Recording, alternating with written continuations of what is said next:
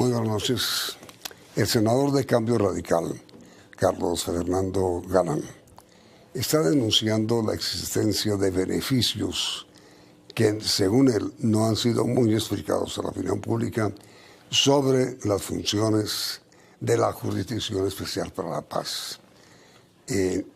Primordialmente porque, según él, al juzgar a los guerrilleros, la JEP, que será integrada antes de 2 meses, podría conceder beneficios excesivos. ¿En qué consiste la denuncia del senador Galán? Él es nuestro invitado esta noche. ¿Cuál es su denuncia, doctor Galán? Bueno, gracias, Yamil. Gracias por la oportunidad. Básicamente, en el acuerdo de paz se decidió que los guerrilleros condenados inclusive por graves delitos pudieran hacer política. Están condenados por la justicia ordinaria, entran a la JEP y esas conductas que los llevaron a ser condenados van a ser revisadas por la JEP. Y eso es un sapo, digamos, que hay que tragarse, nos vamos a tragar. Sin embargo, yo lo que creo es que eso debe tener una condicionalidad. Debe garantizarse que, bueno, les damos ese beneficio siempre y cuando se garantice que cumplen contando la verdad, confesando los delitos, reparando a las víctimas y cumpliendo las sanciones que les imponga la JEP. Como está redactado, tanto la ley estatutaria de la JEP como lo que quedó del acto legislativo de la reforma que creó la Justicia Especial de Paz, esos guerrilleros van a ir a la JEP, los que cometieron graves delitos, podrán ser sancionados inclusive con cárcel, pero nunca podrán ser inhabilitados políticamente. Es decir, los revivimos y quedan con una especie de blindaje político que no tiene ningún colombiano.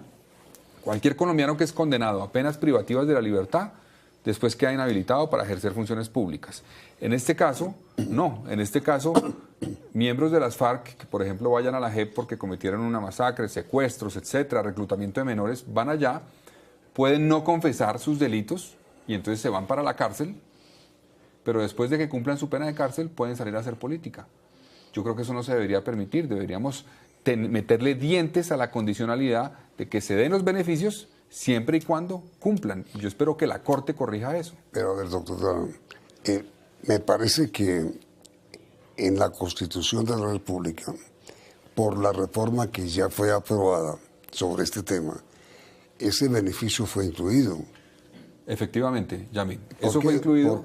Sí, mi pregunta es, ¿por qué en ese momento usted lo reclamó? Claro, no, claro que lo hice y presenté una proposición que decía que la JEP podía digamos, volver a inhabilitar políticamente en el caso que hubiera un incumplimiento demostrado. Pero la Constitución, según la reforma, dice que no. Claro, fue aprobado en cuarto debate y luego en la conciliación lo sacaron. Ese artículo que yo propuse, lo sacaron en la conciliación, entonces quedó aprobado sin eso. Entonces yo ya le pedí a la Corte... entendí. Yo le pedí a la Corte que está revisando la constitucionalidad de ese acto legislativo. Mejor dicho, lo que usted me dice es que el Senado sí aprobó su sugerencia. Sí, pero después en la conciliación la sacaron. Por la diferencia entre Senado y Cámara. Exacto, decidieron escoger el texto de Cámara que no incluía ese parágrafo que yo había propuesto. ¿El parágrafo suyo cómo decía exactamente? Exactamente, decía que la JEP podía, si se demostraba el incumplimiento por parte del procesado, inhabilitar políticamente. Eso lo estableció exactamente el Senado. Sí, y la Cámara no lo aprobó y luego en la conciliación escogieron el texto de Cámara y no el del Senado. ¿Qué explicación dio la Comisión de Conciliación para eliminar ese artículo que usted propuso? Ellos consideraban que eso en principio podía ir en contravía del acuerdo de paz porque eso no estaba en el acuerdo de paz contemplado específicamente. Yo creo que sí está contemplado en el acuerdo de paz, de pronto no explícitamente, pero en el espíritu del acuerdo se dice que el que no cumpla, pues no tiene beneficios. Pero específicamente quedó el texto diciendo que la JEP no podrá inhabilitar políticamente. Entonces, yo creo que se equivocaron al sacarlo y yo creo que la Corte Constitucional, en la revisión que está haciendo, puede determinar que esa inhabilidad política que se suprime al entrar a la JEP y quedan con posibilidad de ser candidatos a Congreso o a Presidenta, lo que quieran, debe quedar condicionada a que estos señores cumplan. Si no cumplen, deberían quitársela. Pero mira, doctor Galán, desde el presidente de la República hasta el comisionado de paz y el ministro de Justicia, desde siempre han insistido en que cualquier miembro de las FARC que no diga la verdad durante el juicio en el Tribunal Especial para la Paz será juzgado por la justicia ordinaria. No. No se va a la justicia ordinaria. La justicia ordinaria se va al que cometa nuevos delitos, por ejemplo, el que reincida. Y el que mienta, El que no cuente la verdad se va con cárcel de 15 a 20 años, por eso. pero no queda inhabilitado. Es decir, salen unos años de cárcel y puede ser candidato. Eso, sale libre a los 15 años y puede ser. Puede ser candidato. Ningún colombiano tiene ese beneficio. Ninguno. Cualquier colombiano que se va a la cárcel 15 años queda inhabilitado por No, ser pero político. cualquier condena inhabilita Exacto. políticamente. En este caso no. Yo creo que fue un vacío del acuerdo de paz, seguramente de ponerlo explícito, pero no es un vacío en el sentido de que cuando uno ve el acuerdo de paz, todo el sentido del acuerdo de paz dice que hay una condicionalidad. Todo se da beneficio a cambio de que cumplan unas cosas. Ahora, usted ha denunciado que ese mico ha sido introducido en el proyecto que reglamenta ahora el funcionamiento de la Justicia Especial para la Paz. A mí me dijo el gobierno que iban a buscar una fórmula para que eso que no quedó en el acto legislativo que yo propuse se corrigiera de alguna forma en esta ley. Que, mi pregunta es exactamente esa. ¿Cómo pretende usted que una ley reforme la Constitución? No, eso les dije yo en ese momento. Eso hay que incluir en el acto legislativo, porque la ley no podrá hacerlo. Dijeron, no, podemos poner ciertas condiciones. No veo absolutamente nada en este acto, en esta reforma, en la ley estatutaria no hay nada. Simplemente ratifican lo que quedó en el acto legislativo. Para ese punto quedamos en manos de la Corte Constitucional. Pero ratifican porque no la pueden reformar. Sí, no, porque es que, y yo se los advertí, yo le dije al gobierno, eso hay que hacerlo aquí, no en la ley. El gobierno me dijo, lo podemos hacer en la ley. Efectivamente no lo hicieron porque no podían. Entonces, esto queda en manos, la participación en política que quede condicionada, claramente condicionada, queda en manos de la Corte Constitucional. Pero podría decir la ley reglamentaria a la cual usted hace estas observaciones, que lo que dice el artículo de la Constitución que fue aprobado hace poco por el mismo Congreso sobre este tema, se somete a lo que usted está diciendo. Pues eventualmente en este proyecto se podía poner una condicionalidad diciendo que ese beneficio que se da en el artículo 20 solamente dependerá de que cumplan las cosas y la Corte puede ratificarlo. Y eso lo va a hacer usted. Yo voy a proponerlo, no sé si el Congreso lo apruebe. Pero digo, lo va a hacer, por supuesto, a proponerlo. Claro, claro, lo voy a proponer. Además de que ya intervine ante la Corte Constitucional como ciudadano, diciéndole se aprobó el acto legislativo con una falla, y es que no se incluyó ese parágrafo, y debe garantizarse que se le da el beneficio de habilitarlos políticamente siempre y cuando esté condicionado al cumplimiento de la verdad, la reparación, etcétera. Pero la Corte no puede reformar. No, pero la Corte puede condicionar. La Corte puede declarar exequible ese artículo del acto legislativo diciendo sí, siempre y cuando cumplan. Y eso lo puede hacer la Corte, lo ha hecho en otros casos, entonces podría hacerlo, no modificarlo, no reformarlo, pero sí condicionarlo. Eso podría hacerlo la Corte, como lo ha hecho muchas veces. Espero que lo haga. Yo ya radiqué y ahí sé que varios sectores radicaron peticiones en el mismo sentido para garantizar que esos dientes de la condicionalidad sí existan, porque si no, es asumir que ellos van a cumplir. Pero, doctor Gal, el problema es que la Corte tiene que fallar urgentemente el acto legislativo, pues para que se pueda aplicar la reforma o la enmienda en la Yo ley. creo que en menos de 2 meses está ese fallo. En menos de 2 meses está ese fallo y ya sabremos. Pero, y espero, repito, que la Corte sí le meta sus dientes a esa condicionalidad, porque si no, yo le decía a Iván Cepeda hace unos días, él me dijo, ustedes creen o asumen que las FARC van a incumplir y no deberían asumir eso. Yo le dije, tiene razón, no podemos asumir que van a incumplir, pero tampoco podemos asumir que van a cumplir. Hay que tener unas condiciones y unos dientes que vigile que sí lo hagan. Y este artículo que yo proponía, que le ponía condicionalidad al tema de la participación en política, era esos dientes. Yo espero que la Corte se lo reviva. Pero de todas maneras, doctor Galán, cuando se dicta una ley, el Congreso de la República asume que se va a cumplir, no que no se va a cumplir.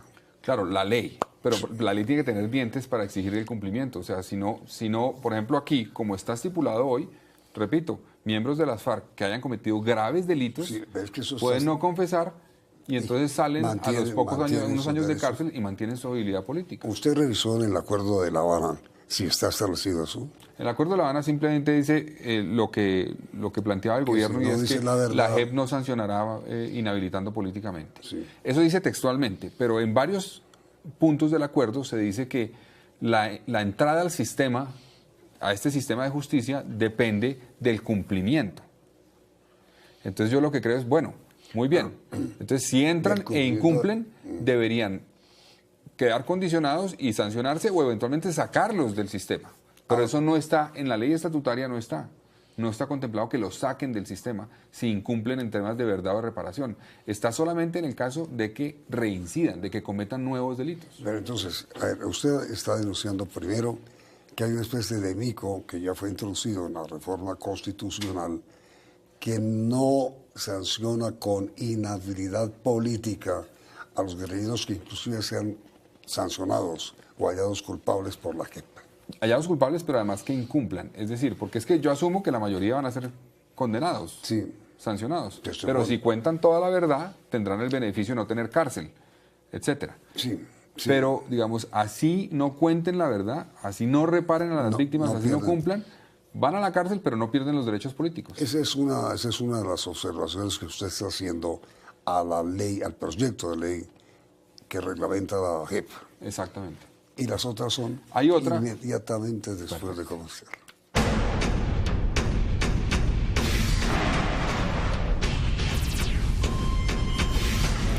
El senador Carlos Fernando Galán enumera micos que, según la expresión utilizada por él, ha descubierto dentro del proyecto de reforma estatutaria a la Jurisdicción Especial para la Paz. Siguiente tema. El segundo tema que yo encontré, Yamid, es que el acuerdo de paz definió 3 tipos de sanciones que puede determinar la Justicia Especial de Paz a los guerrilleros que vayan allá o a los demás que vayan allá. Una es una sanción que se llama la sanción propia de la JEP. La sanción propia es una sanción restaurativa donde va a haber una restricción de la libertad, no privación de la libertad, sino restricción, y seguramente habrá desminado, algún trabajo social, etcétera. Eso es para los que llegan y confiesan todo, Sí. de arranque. Que no son penalizados, digamos. Exacto. Confiesan graves delitos, ¿no? Sí, Pero sí, los sí, confiesan y sí. cuentan toda la verdad. La segunda categoría de sanciones es la sanción alternativa. Y esa es para el que no confiesa de arranque, sino espera ya al proceso y al final, digamos, de su proceso para decir, no, ¿sabe qué? Yo sí quiero contar todo. Es decir, no lo hace de arranque, sino que lo hace de manera tardía, confesar sus delitos. Sin que sea que lo denuncien. No, lo están investigando, tienen unas cosas sobre él y él no acepta nada y él dice, no, yo no he hecho eso, y después tardíamente dice, no, ya sabe que quiero confesar que yo sí participé, yo hice esto, soy el responsable de esto, etcétera. Si lo hace de manera tardía, tiene de 5 a 8 años de cárcel. De acuerdo, pero digamos, es una tardanza caprichosa, no es porque los miembros del tribunal digan usted mintió. No, es que no quiere confesar de inicio, no, digamos, no colabora con la justicia de arranque, sino que se demoran a hacerlo, esperando seguramente a ver qué tiene la justicia contra él, o digamos. Cuando ve que hay pruebas. Entonces dice, ¿sabe qué? Yo mejor sí confieso todo, etcétera. Si lo hace de manera tardía, tiene de 5 a 8 años de cárcel. El acuerdo de paz dice pena efectiva de cárcel.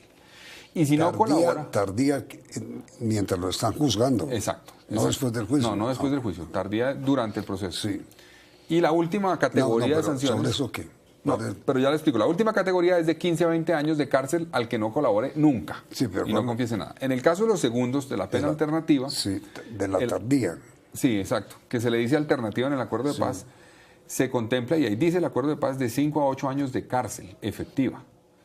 En la ley estatutaria que radicaron en mayo, o en el periodo pasado, que la retiraron, no decía nada de cambios al respecto. Pero en la que radicaron ahorita, le incluyeron en el artículo 137 un numeral tercero adicional que no existía, que básicamente dice que si ellos de manera tardía cuentan la verdad y el tribunal determina que contaron toda la verdad, cuando hayan cumplido la mitad de la cárcel para la cual se les va a condenar, pueden salir a cumplir el resto de la sanción con la restricción de la libertad, que no es cárcel, sino pues como los otros, como los primeros. Entonces, están reduciendo en la práctica la cárcel de estos personajes a la mitad. No, por eso le pregunté yo a usted, al doctor Galán, antes. La expresión tardía es mientras los están juzgando. Sí, antes del juicio.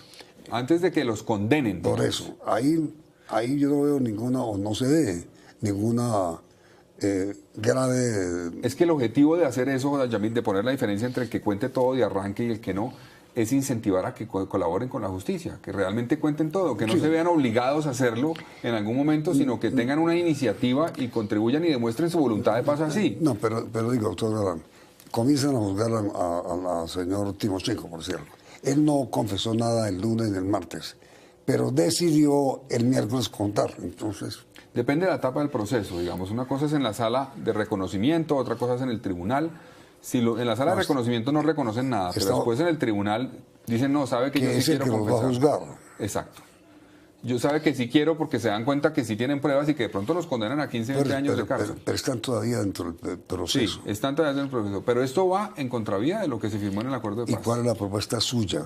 Que quede como estaba en el acuerdo de paz. Es decir, El que de arranque no cuente todo, digamos, y colabore con la justicia de manera integral, como está en el acuerdo de paz, para promover esa colaboración, el que de arranque no lo haga, sino que vea y espere a ver qué tienen contra él y espere a ver qué pruebas tienen contra él, ese personaje debería ponérsele de 5 a 8 años de cárcel, que ya es una pena muy rebajada, porque esas condenas son sobre actos graves que pueden llevar a 40 o 50 años de cárcel en la justicia ordinaria. Los estamos bajando a 5 y 8. Ya se les baja. Entonces, que se mantenga como estaba en el acuerdo de paz. El que no cuente de manera oportuna todos sus delitos y colabore con la justicia, tenga la posibilidad de ir a la cárcel. pero la palabra que usted utilizó, oportuna, es que está en pleno proceso. Sí, pero esa oportunidad la determinó la JEP y la determinó el acuerdo de paz. Porque el mismo acuerdo de paz dice, el que de arranque lo haga, bien, no tendrá cárcel. El que se demore y lo haga en la etapa final, Dentro tendrá del proceso. cárcel. Exacto, dentro del proceso. Así lo dice el acuerdo de paz. Sin que haya terminado el juicio. Sin que haya terminado el juicio, porque es que es en cierta forma demostrar que se le abre la puerta o la posibilidad a un miembro de las FARC que espere a ver qué tienen contra él. Entonces no demuestra su voluntad de paz, sino está esperando a ver qué tienen contra él para ver qué decisión toma.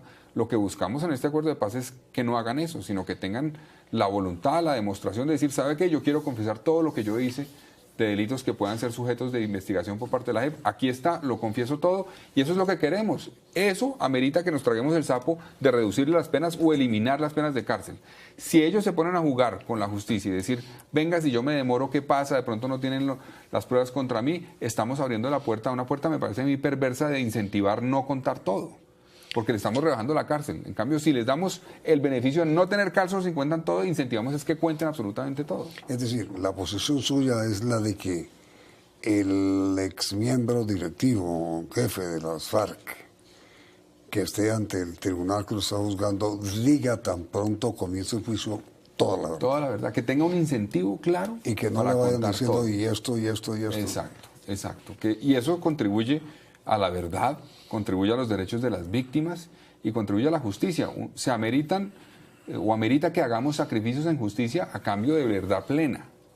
Pero si ellos encuentran un camino por donde de pronto no cuentan todo o buscan la forma de demorar contar la verdad, se genera un incentivo perverso, en mi opinión, para que estos personajes no cuenten todo. Pero yo tengo entendido, doctor Galán, que eso sí está establecido en el acuerdo, es decir, que el que no diga la verdad no recibe beneficio. Sí, exacto. Pero estaba este intermedio que le menciono, que es el que va a esperar un poco a ver si cuenta o no, dependiendo de lo que tenga la Justicia Especial de Paz sobre él. Y eso es perverso, debería ser, digamos, de iniciativa propia de ellos, decir todo lo que ustedes tienen es cierto y no solamente eso, yo participé en esto y esto y esto y esto. Perfecto. Pero como estamos hablando es del proyecto de ley estatutaria que reglamenta la Jurisdicción Especial para la Paz, usted todavía puede venderlo.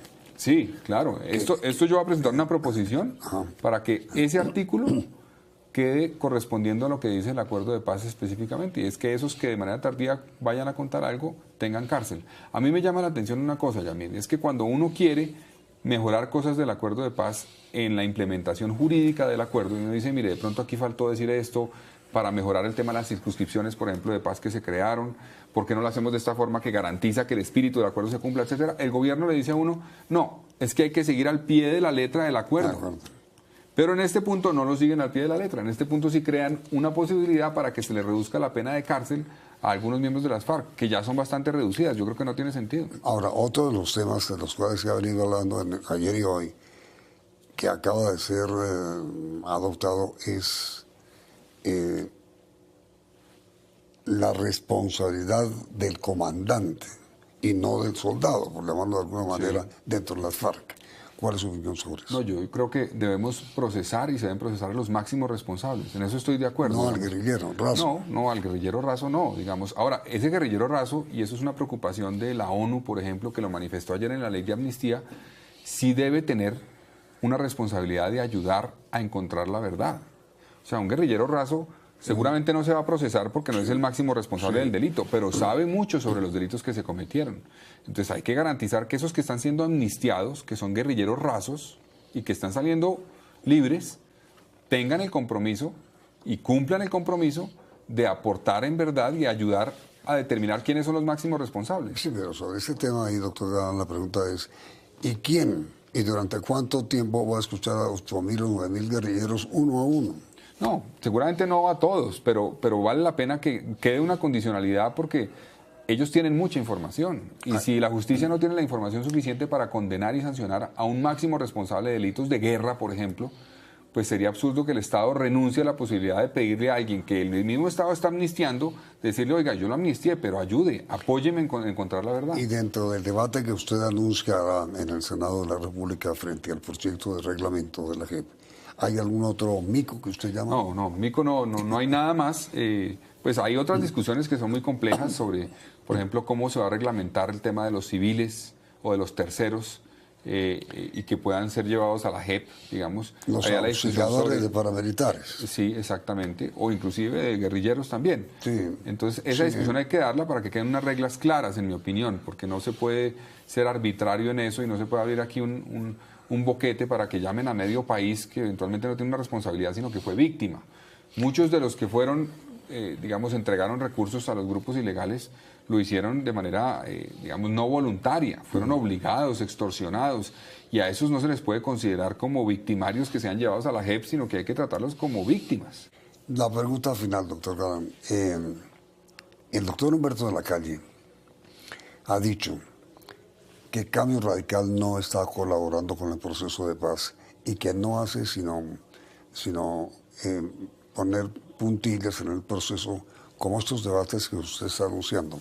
Eso es así. Eso no es nuevo, Yamil, porque el doctor de la Calle y algunos dentro del gobierno, cuando uno durante el proceso de negociación manifestaba preocupación frente a un tema del acuerdo de paz, le salían a decir, no, pero ¿usted de qué lado está? ¿Está al lado del uribismo o del lado nuestro? Y eso es equivocado. Lo que nosotros quisimos durante la discusión del acuerdo y ahora en la implementación es ver cómo mejoramos el acuerdo o cómo garantizamos que el espíritu de poner a las víctimas primero, de garantizar la verdad, se cumpla.